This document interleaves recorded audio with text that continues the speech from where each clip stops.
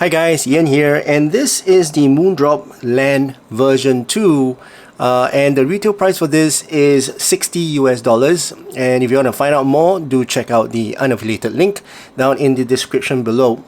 Now, I've been testing this for about 2 weeks now, using it with all kinds of music and also with all my gear. So I'm here to share with you guys my thoughts and opinions about this MOONDROP LAN 2. So let's begin first with the accessories. It comes with two different flavors, okay, of tuning, I would say. It comes with either the reference tuning or the pop tuning. You can only choose one, or if you can, buy both of them, okay. So this is the pop tuning. It comes with this gray box, and the reference tuning comes in this white box.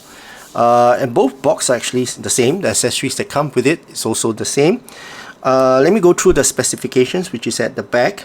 The driver is a 10mm glass dome diaphragm driver, dynamic driver, and the impedance is 30 ohms. Sensitivity is 118, and the frequency range is 12 to 60,000 hertz. Okay, so inside the box, you get this carrying pouch.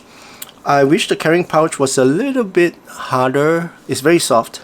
It will, protect your IEM from being scratched, but it will not protect it from knocks or any pressure on the IEM. So yeah, I wish it was a hard shell case instead of a soft pouch.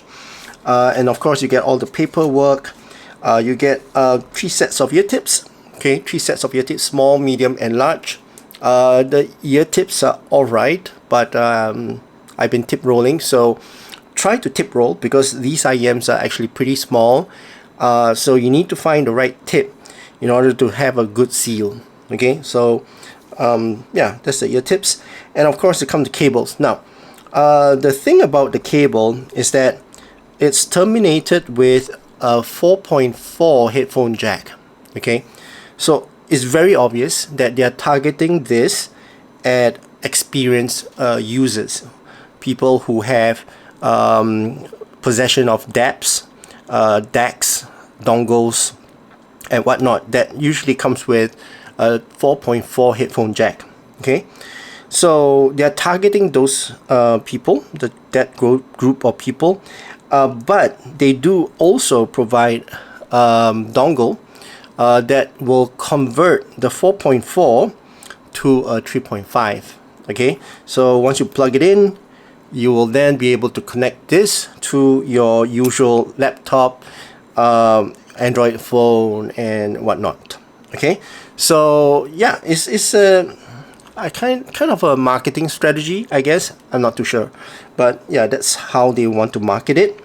And that's the cable, right? Let's talk about the cable. Cable is a bit thin, soft. I mean, it's a good quality cable, but it's thin, it's soft. It's kind of actually it's quite alright in terms of taking form and shape. It's not flimsy at all, and it's actually pretty comfortable to the touch. It doesn't feel rough. So yeah, it's a pretty alright cable, but I wish it was a little bit more, I don't know, nicer, I guess. It looks very thin and cheap, but it's actually a good quality cable.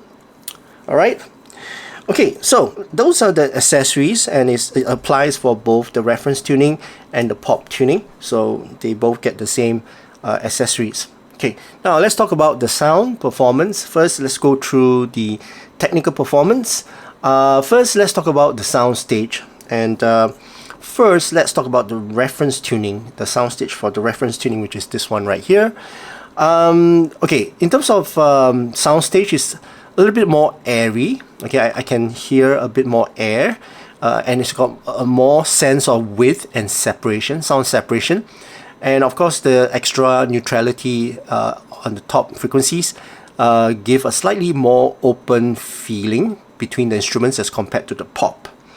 Now the pop, the sound stage is actually still pretty decent, but it's slightly more intimate than compared to the reference tuning. But it's got a more body. It's giving more body to the music, but it sounds less airy as compared to the reference tuning. Now, neither of these tuning delivers a cathedral scale of depth or height, yeah, I know the soundstage is pretty decent, I would say, on both of them, but the reference tuning has a slightly more spatial kind of soundstage as compared to the pop tuning. Now let's talk about the imaging and instruments placement.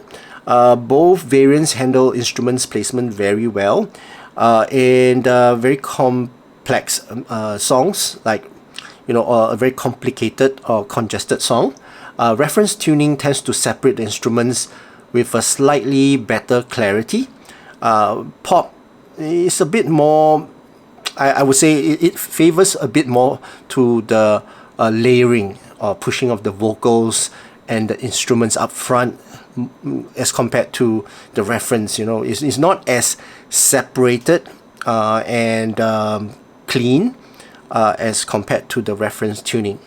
But both tuning is actually pretty good. I would say their imaging performance is actually pretty good for the price that you're asking for. Now, in terms of detail retrieval and resolution, and here's where both of this variant they shine, right? Compared to many other similar priced single dynamic driver IEM, right? So micro details, for example, like string overtones, ambient tails, subtle reverberation, or room cues, they're all very well portrayed and picked up. Reference tuning pulls up slightly ahead as compared to the pop tuning in terms of the higher frequency air and the shimmer. You get more details there, extracting more finer nuances in the details, like the cymbals and the upper harmonics. But pop also, it's got touch of finesse, more on the body and the mid range presence, so it gives more details there. So it may mask some of the micro details in the extremely compact or congested songs for the pop tuning, but both are actually pretty detailed when I was listening to them. And in terms of dynamic contrast, both of them is pretty adequate. In transitions from quiet sound to loud sound, both variants responds very well. But for very bass heavy tracks, like for example electronic music or orchestral crescendos, the limit of bass headroom becomes more evident, especially in the pop, which leans more in the mid bass. Alright, now let's talk about the tone and timbre. Now, in terms of the reference tuning, it's more neutral sounding and it's slightly analytical, with emphasis on clarity over warmth. And the timbre is clean, it's transparent, especially in string instruments, pianos and vocals. There's very little coloration, so what you hear is more of what the artist intends for you to hear. Now, in terms of the pop tuning, is a bit more warm, especially in the mid bass and the lower mids, and the vocals and instruments, they've got a fuller body. The timbre remains fairly neutral. It's a bit natural. It's not overly warm or colored, but the pop tuning, it tastes more fun and more forgiving on less than perfect recordings. So in comparison, the pop tuning is safer for general listening, like pop or vocal or casual listening. Reference is more for analytical or critical listening. And the pop variant mitigates any lean, lower mids or vocal thinness that might be felt or heard in the reference tuning. But pop is also, it sacrifices a little bit of the higher frequencies, air, and the cleanliness in the upper frequencies as compared to the reference tuning. Alright, so now let's talk about the sound signature. I'll post my graph somewhere up here. Let's go through one by one. First with the sub bass. And first with the reference tuning sub bass is pretty modest in terms of the sub bass. It's got clean extensions into the sub territory and you'll feel the rumble, but it's not a very strong rumble. As for the pop tuning, it's slightly elevated compared to the reference tuning. It's more audible in terms of the low end substance, though it's still not the bass hit level, but is a little bit more present as compared to the reference tuning. Now in terms of the mid bass and the bass impact, the reference tuning bass is pretty lean. It articulates with a minimal bleed into the mid-range. The kick and bass guitar hits with definition, but not really with slam. As for the pop tuning, the mid-bass is boosted, and the kick drums feel a little bit more firm and it's got more body as well. The punch will slightly bleed into the lower mid-range, especially in more congested mix. But I would say the pop will deliver a more substantial mid-bass punch as compared to the reference tuning. Now in terms of the mid-range, the reference tunings, I would say the mids are very open. It's clean, it's clear, with excellent transparency. Vocals and guitars and strings, they feel very uncolored and very natural sounding. In terms of the pop tuning, the mids are a bit more forward and present. Vocals will have more fuller sound, more body as well. There is also a touch more warmth as well as compared to the reference tuning. And pop is more forgiving in terms of weak recording as compared to the reference tuning, because it's less clinical, so it does not bring out all the flaws of that recording. Both of them don't really push very aggressively in terms of mid-range coloration.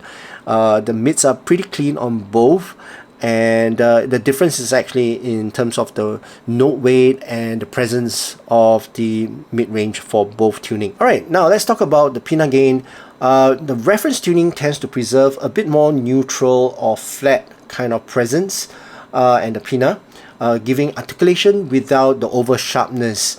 As for the pop, it's got a mild lift in the presence and upper mid-range, and which gives vocals more clarity and definition, which also, you know, brings up the sharpness and harshness of the vocals and the instruments as well. But it helps to bring out the vocals to shine, and especially for those more vocal forward genres. But still, the pop tuning isn't aggressively tuned to a point whereby it becomes very shouty and, you know, unbearable. So it's actually pretty okay. It's just a little bit more present. It's basically just a bit more confidence in the tuning of the presence and the pinna gain. Now in terms of the treble, the reference tuning has got a better, stronger extension. It's got more air, it's got more sparkle. The treble will sound more energetic. It's not edgy, it sounds more energetic, especially for those lossless music. It brings out the extra details in cymbals and strings and ambient highs as well. As for the pop tuning, it's slightly tamer in the treble compared to the reference tuning. It's a little bit softer in the uppermost regions. It's also a bit more forgiving.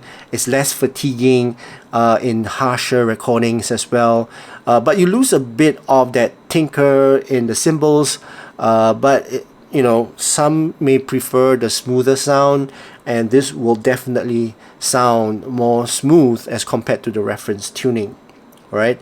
So in recordings with sibilants or harsher trebles, I would say the pop tuning may be a safer bet, and for the reference tuning, it will bring out more of the highs, but also is more potentially edgy as compared to the pop tuning. Alright, so let's summarize. The reference tuning is more neutral, it's more analytical, it's got a higher resolution, well, placebo, and it sounds cleaner and clearer as well. As for the pop tuning, it's moderated, neutral, more natural in my opinion, with a little bit of warmth. Vocals and mid-bass is a bit more present, and it's more forgiving at the top end where the treble is, and it will sound smoother as compared to the reference tuning. Okay, so I would say the pop is more of a daily driver. As for the reference, it's more for critical listening.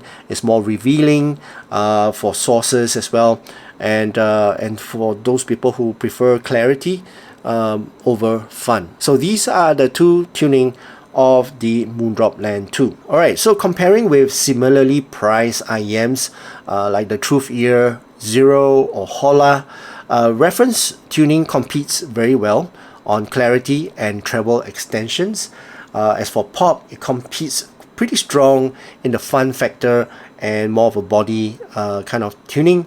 In most cases, pop may outperform in real-world casual use, and for reference tuning, it may outperform in critical listening. So I would say pop stands out pretty much compared to the competition in terms of the overall fun factor, and the reference tuning stands out when you're using it for studio mixing or recording or content creation. Alright, so let's conclude, and I would say the reference tuning is a compelling reference leaning variant, and it delivers clarity, openness, precision in detail, and treble and spatial sense, and it's best for listeners who prefer analytical style, critical listening, or want the purest sound when they are content creating. As for the pop tuning, is more of a balance, do-it-all kind of a tuning. It retains much of the clarity and the detail of the reference, while infusing more mid-bass and vocal body, and tempering a little bit at the top end slightly to make it sound smoother. It's more for daily listening, casual use, and it's more suitable for a wider variety of genre of music. And I would say pop is more forgiving, it's more pleasant as well. So if I have to pick one for the broader audience here, I would say pop is a bit more versatile, okay, as compared to variant tuning. But for audiophiles or those tech reviewers, I would say the reference definitely will be more towards your favor. So which tuning will you pick? Maybe comment down below and let me know which you guys will prefer. Alright, so that's it for my overall thoughts and opinions about this MOONDROP LAN 2. I hope you guys enjoyed watching this video. If you did, please give this video a thumbs up, and also please don't forget to subscribe to my channel. My name's Ian. Thank you so much for watching, and I'll see you again in my next video. Cheers.